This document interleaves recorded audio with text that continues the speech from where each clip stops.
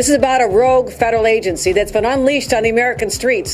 New ইয়র্কের governor Kathy হুকল স্থানীয় আইন প্রয়োগকারী সংস্থাকে ইমিগ্রেশন অ্যান্ড কাস্টমার এনফোর্সমেন্ট এর অভিযানে অংশ নিতে নিষেধ করার লক্ষ্যে 30 জানুয়ারি শুক্রবার একটি বিল উত্থাপন করেছেন।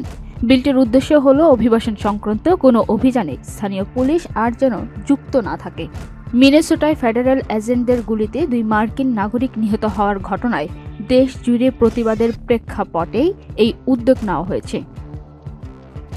প্রস্তাবিত আইন পাশ হলে আইসিইর সঙ্গে অঙ্গরাজ্য ও স্থানীয় পুলিশের বিদ্যমান সমঝোতা চুক্তির অবসান ঘটবে। এসব চুক্তির আওতায় আইসিই তাদের তত্ত্বাবধানে নির্দিষ্ট কাজে স্থানীয় পুলিশ কর্মকর্তাদের নিয়োগ দিতে পারত। আইন কার্যকর হলে অঙ্গরাজ্য ও স্থানীয় পুলিশ আর ফেডারেল এজেন্ট হিসেবে কাজ করতে পারবে না। একই সঙ্গে ফেডারেল সিভিল ইমিগ্রেশন এনফোর্সমেন্ট কাজে করদাতাদের অর্থে পরিচালিত কোনো জনবল বা সম্পদ ব্যবহারের সুযোগও বন্ধ হবে।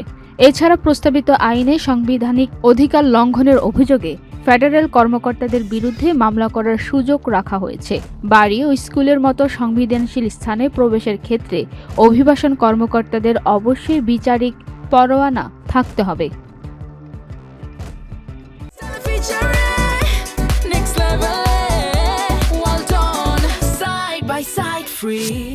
বর্তমানে নিউ ইয়র্ক অঙ্গরাজ্যের আইনসভায় ডেমোক্রেটিক পার্টির সংখ্যাগরিষ্ঠতা রয়েছে এবং গভর্নর হুকুল নিজেও এই দলের সদস্য।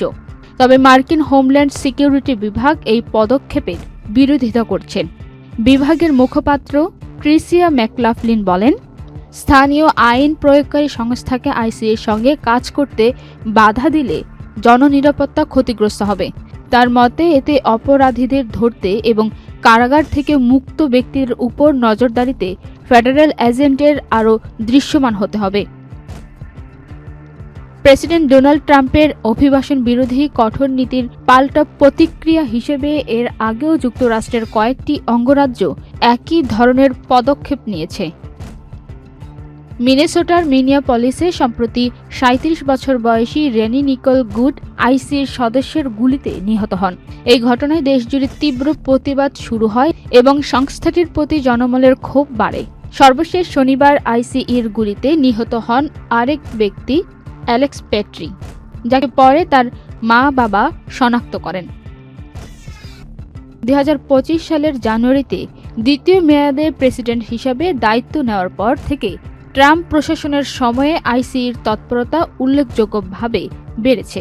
বহু মানুষ গ্রেফতার হয়েছেন। অভিযানের ধরন নিয়ে মার্কিন নাগরিকদের মধ্যে বিরূপ মনোভাব তৈরি হয়েছে, যা কখনো কখনো সংঘাতের রূপও নিয়েছে।